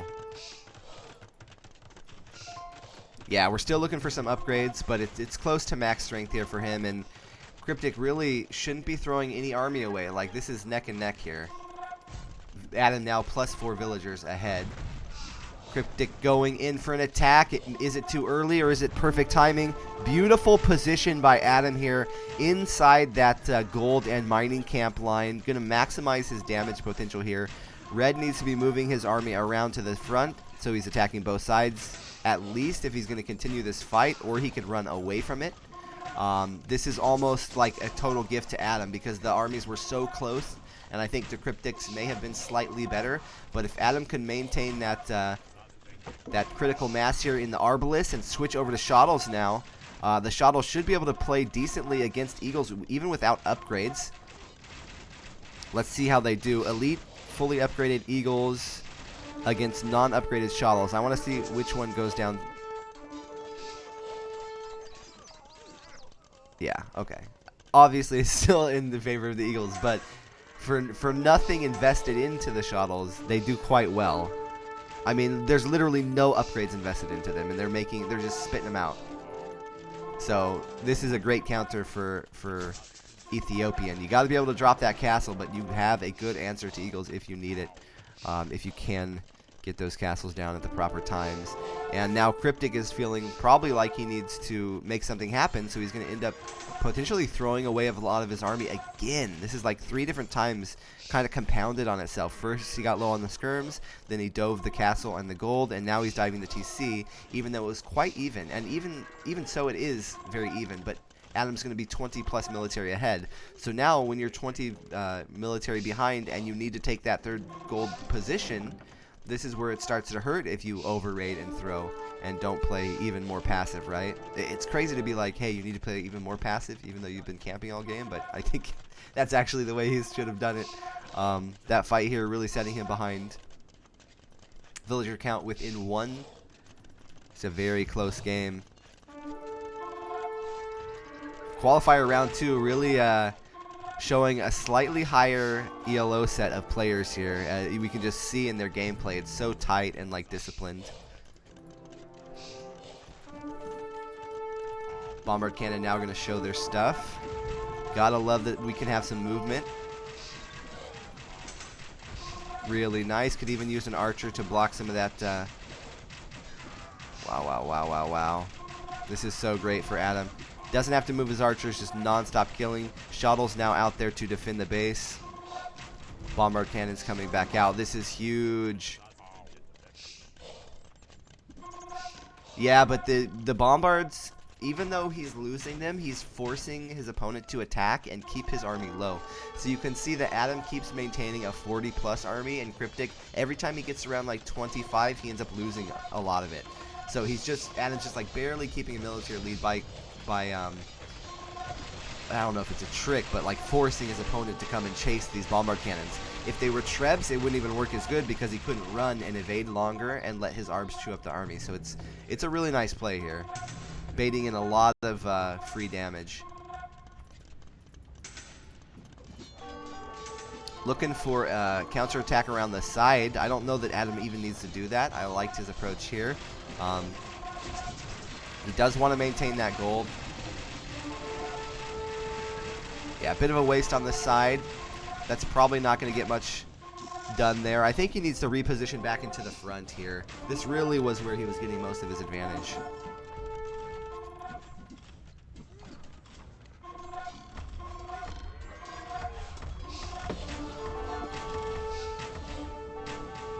Oh, as I say that, he somehow gets in. Maybe there was a palisade somewhere. His units are attacking buildings instead of what's attacking them. Oh, it's so unfortunate. Look at that. Patrol, and they're still doing it again. It'd be cool if units, like, prioritized military that's attacking them instead of buildings. Wow. Wow. All right. Well, that's good for Cryptic. It's given him an in back into this game. Now Adam firmly has a lead in the villager count by about 30, but he's down by 5 military. And again, that wouldn't have happened if he stayed in the front and kept doing that back and forth with bombards, right? That's where he was getting a lot of his lead here. Still back to attacking the house. Cryptic's gotta love that. Free Arbalest. Adam refocusing here on the center. Now he's got 4 bombard cannon. He's going to be able to do even more damage. Clear out skirmishers with the bombard cannon or approach the castle. Definitely Trebs are just out of the question. Trebs are going to die immediately. X-Pin, what up, dude? Very well. The first set was neck and neck the whole way through. Very fun games. Both players over 1900, and then this game has been very close as well. Adam and Cryptic playing very strong. Adam, we expect to play strong, right? We've seen him for years playing over 2K. Cryptic is sort of a newer player, and he's like giving Adam a very good run for his money. He's playing Mayan, so very strong Civ. He's played the transitions well. I don't think he's made any large mistakes. Maybe a little bit of extra military creation here and there, but overall, Cryptic is playing very solid.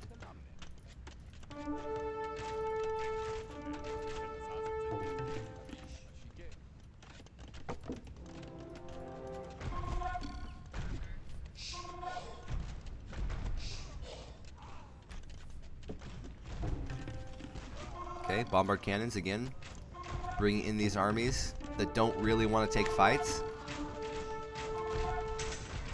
Like every time a bombard cannon dies, let's like calculate how many they're killing, right? This was like 20. Another bombard cannon's not even dead yet, and there's another large group dead. Ah, shuttles are now upgraded into elite, and we see some blacksmith being laid down here too. Some repair goes down on the bombard cannons. This one's gonna die basically for free. Oh. Adam clicked on the castle rather than the skirmishers. So, little bit too far forward with those. I don't know why that was done, but let's pretend like that's not happening. No, I'm just casting. So this is these are USA Cup games. Oh, you mean for the event? So this is the USA Cup. We scrounged for like 2 months. Getting a prize pool. The prize pool is 100% funded by the community in the Discord and the stream. Just the overall. And trailer trash. Yes. My ass. We've got Octi addicted to Carol's Daughter. I don't know if you guys like emo music, but it's like new style emo. It's really good. What was I saying? I've lost my train of thought. Anyways, there's $1,100 prize pool, all sponsored by community support. So we did that for a couple months, getting the prize pool, doing some show matches, and just calling for the community to support it. Now we have a good prize pool, and we have this currently is the round of 32 players, and at the round of 16 players, we're going to split them into groups of 4, and they're going to be round robin, everybody playing everybody. So we're going to have a lot of games coming out of this event at a pretty good level. So these players right now are just trying to get into that group stage. And we're seeing a lot of like 1900 plus level players in this round here, seeing which ones will actually make it through. Very close. 157 villagers though for Adam. 103. Thank you for all the follows, you guys. I appreciate the support. Venom. So Cryptic, looks like Cryptic calling it there. Military was still even. Villager count though is starting to go in favor of Adam. And you know what? A lot of talk around that gold mid game, right? And it looks like that's going to be the thing that really, got Adam the win here, was this position on that third gold, squeezing it. But it's very post-imp, right? That's not coming in until much later, and they're like running out of gold. Shadow Warriors and Arbalest and Bombard Cannon, a really good toolkit to deal with Mayans. Though we did see Cryptic have the lead several times, so he definitely had a shot at this game. He had a Vil count lead once. He had a military count lead. I think he threw his army away a couple times. Maybe not as confident of his position in the game. I know that he ran some Eagles in that died almost for free, and the initial skirms when this castle first came up in Imp, he came forward and lost a few of those for free. Besides those couple mistakes, I think that he had a lead. I think that it was just kind of that close where you really can't throw any armies away, and I think maybe like 30 to 35 units were thrown. And, you know, it made a big difference. Adam was able to maintain that position. Now he's raiding, so this is, I mean, I can see why he's resigning now for Cryptic, but, yeah, fun game. Oh, wait, we should do the stats. Check the APM first. This is the Adam I know. So now we're really starting to step up the APM. Adam's APM is at about 180. Cryptic is at 140, which is already really good. The highest APMs we've seen today so far.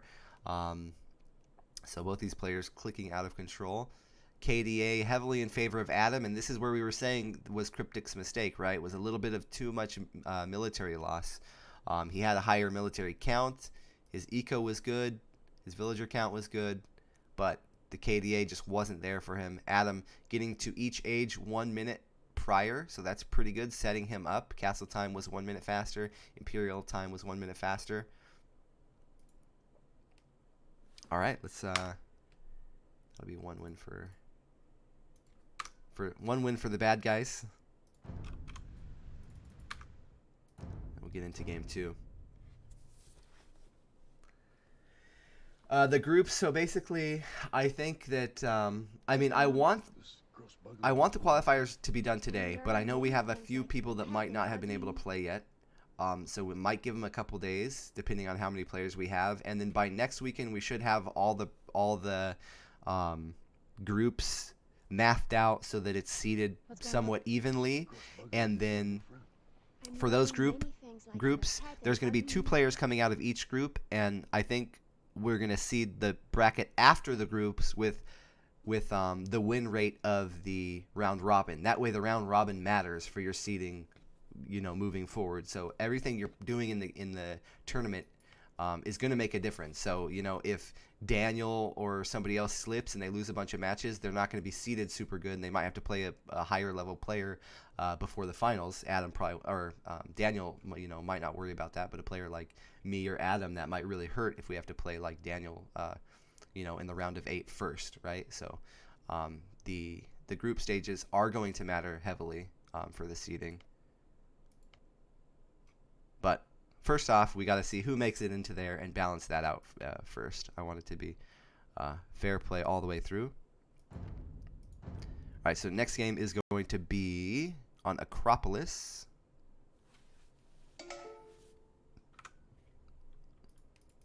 All right, so we've got Cryptic in the blue with Japanese. By the way, Hammer, thank you so much for the sub. 3 months as well, dude. Appreciate that. Okay, so Cryptic in the blue playing Japanese. It's Acropolis.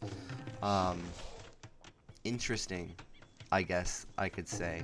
Acropolis in my head is always a scout camel or scout unique unit civ type of map. Because it is very open, because you kind of have to move down to your wood lines. The thought here for the Japanese would be, I guess, would be that maybe we do some early pressure in feudal to take the wood lines, and then, you know, snowball into crossbow to try and take the forward wood lines if your opponent is going for that. Adam, exactly. So Adam's going Berbers, which is you know, scouts into camels if they want to take control of the stable side, or scouts into camel archers if they want to go into the unique unit castle drop way. Boom behind that. So they have multiple options. This is a great civ for this map, if not the best civ. It's definitely one of the higher level ones. Japanese seems like a pick where maybe if all your good civs were out and you needed to try something and you didn't have the proper civ for it, you could go for that taking the wood. That being said, though, it looks like the woods are sort of closer to Adam, especially this one. He could go to this wood pretty easily, and that's very far walking distance from blue. So, you know, probably favors Adam a little bit. Blue could go to this one. We'll see if Adam opts for taking woods in his base up on the hill, or if he goes down the hill. I think in this matchup, you kind of assume Japanese is going to try and cheese your wood a bit. Oh, no way. Adam's got such a big brain. So he's going to go for the very back wood. And the walking distance between this wood and Blue's base, or where his military buildings will be, near this, is very far, and unlikely that he'll find that. I really like that move, and I think that there also was a change in the game where the Fog of War will not show trees falling, so you can sneak wood a lot better than you used to be able to. So we're probably going to see a lot more wood sneaks around the maps moving forward. So even if Cryptic had scouted this land, you know, he's not going to see the dead trees on the mini-map as you would before. Deer coming forward for Adam. He's already utilizing one, so he's getting as much of that super fast food income as he can, saving the sheep for later. Really good Dark Age for him. Same exact thing for Cryptic. Cryptic also playing at a very high level. He's been doing, like, last game was great. Cryptic had the lead last game. It was almost like Adam came back, in my opinion. So Cryptic playing super well. This Vil being odd. She was here doing wood, then she started walking around to do wood, and now I think he grabbed her and sent her to the berries. Okay, using that TC to kill the boar. I like it. A little bit of a higher mechanic move. Both these players are... I forget what Cryptic's rating is, but I feel like it has to be 19 to 2K. Playing very solid.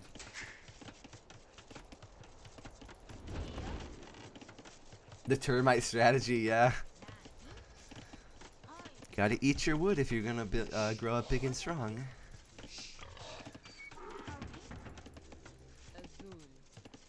Giggity. 1800? Yeah, maybe the ladder says he's 1800.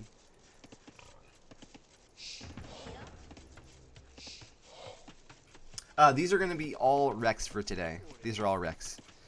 I was thinking, you know, we could catch some of the games live, but if they're not like on Sunday or Saturday and they're not kind of back to back, I think it's just better to do Rex, because then we get like, they're in a big chunk together, you know, and then I can upload them to YouTube or whatever. I think we'll probably try and upload the whole series to YouTube. We are committed to casting every single game in the event, so we'll have a full set and we'll be able to see the whole thing from start to finish, every piece of it. So for now, we've just been doing it on Rex. This is only the second day. Maybe something can be done with the group stages if players agree to play, you know, right after each other. That could be something I could suggest to the players. It will be harder for them, but you know, we can always suggest it and see if they're down for that. Live is better and more exciting. It gives you that feeling, but the benefit of the Rex is there's no downtime, there's no restarts, none of these other things that, you know, take a lot of time up. So this is a lot more efficient for just the casting, and enjoyable too, not to have all those sitting and waiting. Woodline still giving problems to Cryptic. So kind of weird, right? Cryptic going for that Civ that wants to take that early wood control. He's already even got the militia out, but he didn't opt for taking it himself, so it's kind of weird that he didn't do that. I like that Adam's actually walling that too. 9 on wood. He probably won't make any more than that. He can go into a ranged defense. He's got gold. Ranged defense or scout. I thought it would have been scout, but I guess if you already see militia coming across the field, you can go right into the range, defend with the archers, and skirms if needed, if a archery range is placed for the follow-up for Cryptic.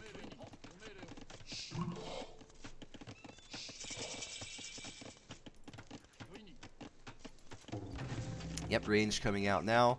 He's walled on all of his resources, so shouldn't take any melee damage. Now he's only concerned really about ranged damage on his base, on his villagers, which is why the range is coming out. He can counter all the range units from a range, either making skirms or archers himself. So good play here by Adam, making sure that no damage will be taken. Cryptic getting a range out. I'd like to see the range more forward. He's being aggressive, so if you're an aggressive player with your military buildings, you want them to be, thank you for the follow, you want them to be forward, because now you're calculating in walking distance. So, like, look at this. Let me just give you an example. Imagine, oh, this isn't going to work. So if he's walking all the way across, by the time he gets, like, here, there's another one made, and it could have just had the range out here, right? And that would have netted him an extra archer forward. So it's good to have your military buildings forward, like kind of how Adam has it, right? As forward as you can towards your opponent. Blacksmith now coming out. So pretty standard range defense here by Adam. This is basically bread and butter in the meta right now. All the civs have power spikes later in the game, and a range defense can help save you from almost any aggression from an opponent. Yes, they can still all in use in vills and skirms and do some other stuff to, you know, force it into, you know, a full feudal, but it's very difficult if you have a good player with a range and blacksmith already up to do all that much. Cryptic even kind of camping here with his archers, not sure whether he should go forward or not. He sees the archers from Adam now. This might prompt a forward from his archers. Looks like it will. He now knows that there's not a counterattack coming in, so he doesn't have to worry about his base for the next, you know, 30 seconds to a minute because of the walking distance, so he's going to send his forward. Or not. Or not. One lumber camp with with Japanese. Yeah, that's a good point. Japanese do have cheap lumber camps, so you would assume more, right? If it's cheaper and more is better, you would assume you'd make more. I think the initial thought process is we save that extra wood to drop our range faster, our barracks faster, get our aggression faster, but you know, it's just not really working. To me, I feel like if you're opening militia or man-at-arms on a map like this and trying to take that wood control, you should go for that better wood yourself initially, because going for the backwood is safer, but it's more inefficient, right? So for something like scouts, it's better because they're going to use their mobility. They want the safer wood because their army takes a little bit longer, and then once the mobility kicks in, maybe they come back and they can take that wood. But in this situation, a little bit odd. Maybe safer though, so less to worry about, I guess. Still 9 on wood down there for Adam. Just camping with those archers, not feeling the need to actually push out. He knows the opponent already made militia, so he's used a lot of food up. So Adam should be able to progress to the next age fairly easily.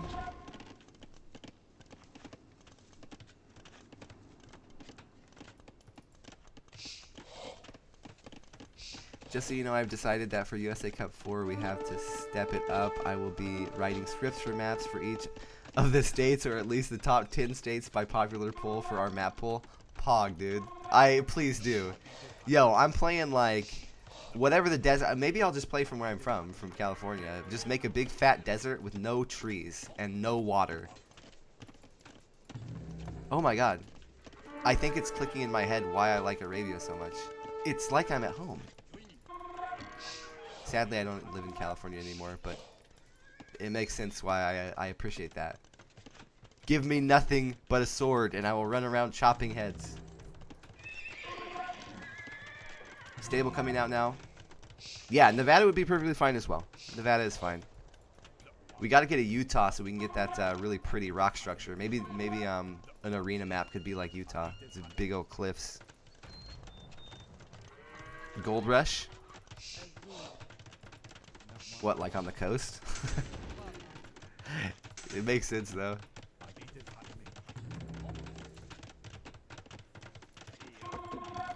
You know what I got to do 2 weeks ago, if talking about mountains, me and the wife did, well, our vacation was multiple weeks, but we did a week in Yosemite and we climbed up. I don't know if you guys saw, I tried to stream from the top of one under a waterfall, but it didn't come out very good. But we got to go hiking through Yosemite and those big mountains for a full week. It was glorious. Lots of fun. Anyways, okay, so the archer counterattack from Adam. He's been sneaking around. He has less archers, though. He's got to be really careful. He could get himself caught. He's trying to figure out if it's worth moving up this or not.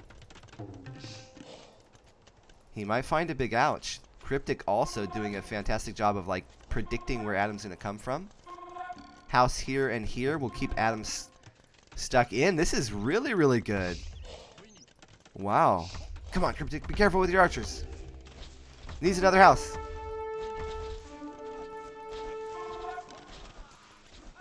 He's got the upgrades he needs. Adam with the God mode microing. You see what he's doing? He's stutter stepping to where he dodges attacks from his opponent and then he hits with his. Didn't work out, but he was trying for it initially. Great cleanup there from Cryptic. 40 vills to 36 now. So Cryptic is not on his way up yet, and Adam is, but he does have a 4 vill lead. So if he can kind of get his way up, apply a little bit of pressure now, get up to the next age without taking any vill damage, maybe he can expand out of this. I'd love to see. Yeah, he's on stone already, so he could drop a TC when he gets up. Maybe castle to defend. The problem is going to be after that initial crossbow power spike, Berbers is going to have a lot of options, right? Berbers, if they're going to be dropping castle, which it looks like actually Adam is not on stone yet, so maybe this is a lot closer in Cryptic's favor than I'm thinking. If Adam was on stone and could drop a castle, it could go into camel archers and mangonels, and which is pretty strong. It'd be very difficult for the Japanese to deal with. But as we see, it's going to be 3-range crossbow from Japanese, and Adam, you know, he's on stable tech. Let's see how the knights fare against the archers. If these die before crossbow, it's going to be a lot worse for Cryptic, but I like Cryptic's position currently. He's got to be very careful, though. Is there a fire there now? There's always a fire. When I was in high school and college, we used to have, you know how other places have snow days? We would have fire days. It'd be like, oh, the sky is black. We can't go to school today. Like, it happened multiple times.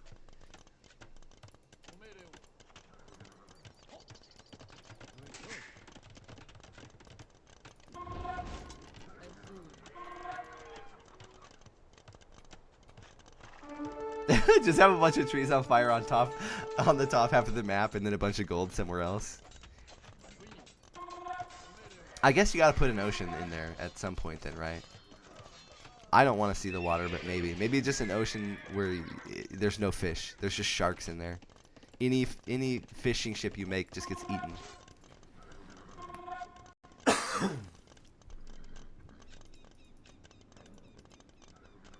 So +2 knights moving across the field. They could definitely clean up these archers, and this is where, in this, you know, small amount of time, Cryptic needed to make sure these archers do not die.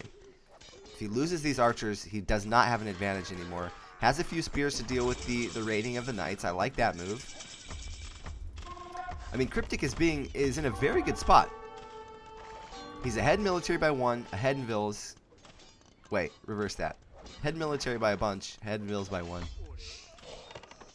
But Adam's got the initiative now. He's got the mobile unit on his opponent. So his rating's going to be very strong. And the forward amount of archers from Cryptic isn't so much that they can deal with a lot of knights. Like, this is like a small force that could raid vills really fast, poke in, and then leave. But if there's, you know, 6 to 8 knights out, these archers are going to die. Like, there's almost no way unless the knights just bug out, which does happen quite often, you know, with the pathing. So, you know, it could happen, but we're going to see exactly that. We're going to see 8 knights against 12 archers, and they're just not going to be able to fight this, especially not having... Where's crossbows? Crossbows was never done. It's a switch to CA. I love that it's a CA switch, and it makes so much sense because now he has a mobile unit that can fight. Still needs that critical mass. I would have loved to see him go into crossbows first, maybe like 25 crossbows, then CA, because then it would have kept the knights back for a little bit longer. But I do like the thought process. It looks like Adam is just squeezing out a lead here, though, before he can actually get into that critical mass of CA. But good thinking. Now Adam could be debating that TC drop, maybe a third TC drop onto stone. Oh, there's actually stone here, even better.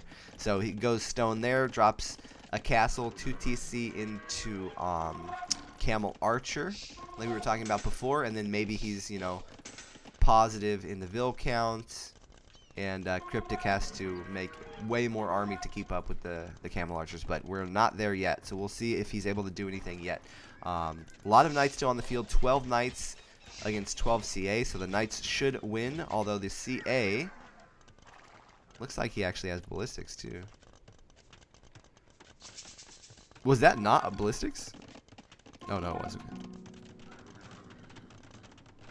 Yeah, okay. Yeah, it's hard to win with CA nowadays, but they're such a fun unit.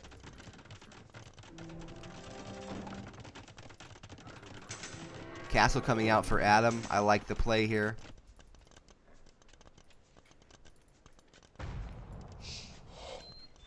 Defending with his knights. Doesn't want to take any unnecessary losses. He knows he's going into Camel Archers now. Right away being placed. There's probably some upgrades being done. Fletching is already finished.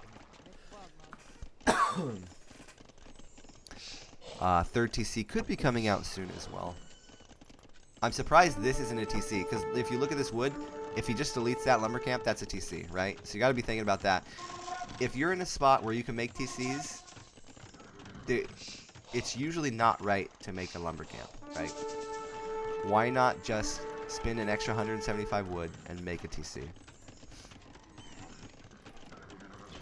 As we critique the player that's in the lead. Ha! Even Monk's getting in on the action. Wowzers. Camel archers just being produced. CA raiding down here. Something happened. Wood being pressured now. We've got the main force of the CA going through the middle, consolidating here near the center. Looks like with another group while he's raiding the wood line. And Adam's trying to get those camel archers out so we can hard counter the CA. How big is this group now? About 17. So together he's got a very strong mass.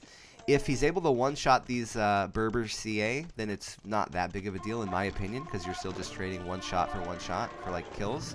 But once you're not like killing them directly, the camel archers are going to take huge advantages, and they're going to be doing a lot of damage just anyways.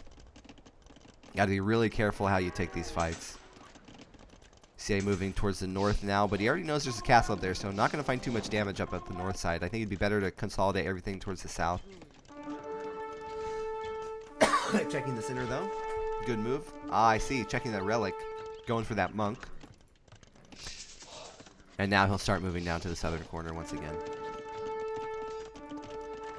Camel archers are out in the field. They've got +2 now. Armor's going to be coming in. They've already got bloodlines, so we're pretty much good to go. We just need the numbers here. 39 military for Cryptic, 24 for Adam. The big deficit, though, is in Cryptic's villager count. 57 to 73 of Adam. So that's a big difference, right? Getting near that 20 villager count range where it's all in mode. Like you're on a timer. So he wants to take up some really clean fights and then move for some position. Maybe a forward castle could be dropped for Cryptic into Trebs in an earlier type of a win condition. Adam's already prepping army up there towards the center.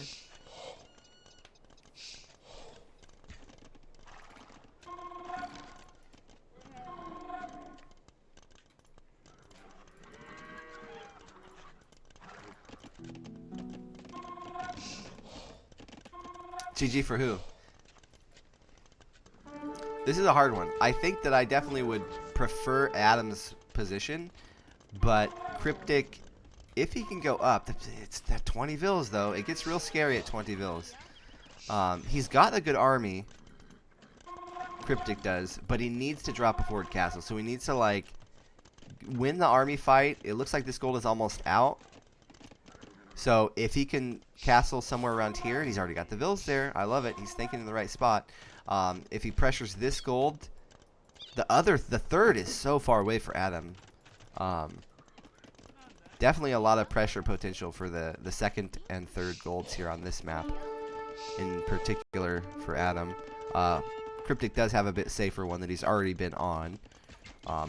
All of this is going to come down to who takes a big military lead, and Cryptic looks like he's got it right now. Cryptic is doing a great job in the military. Like to see a little bit more kiting, but he should take this fight if he doesn't stop attacking. Going to utilize the hill advantage there. So he's going to do 25% more damage and take 25% less damage, so it's a very strong. Always kiting up a hill if you can.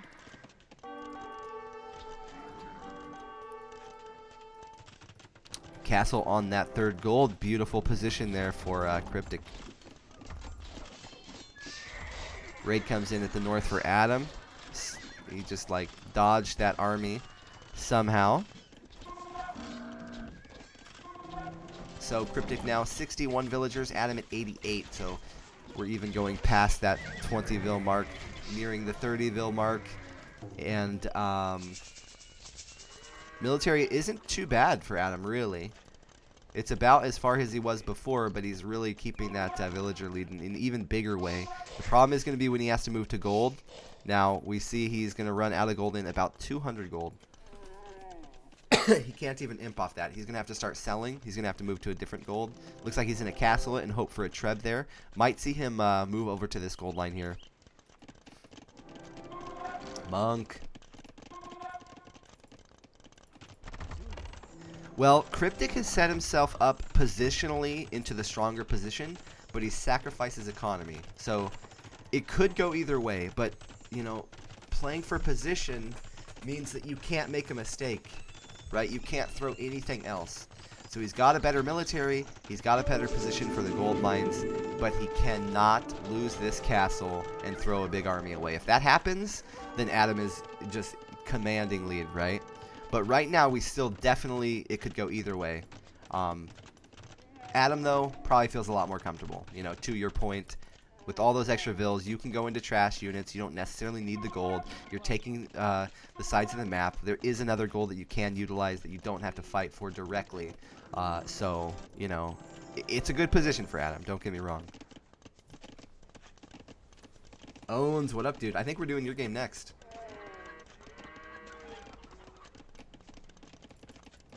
Yeah, so if Adam ups first and trebs this down, I think that he's pretty much won the game.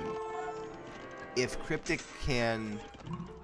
But see, Cryptic's not really... He's doing other upgrades. Cryptic needs to be like treb, treb, treb, treb, treb. The only thing that matters right now is treb. Oh! GG called. Oh my lord. Okay. So I guess he was just like... Oh, that's so weird. Because this is the strength right now.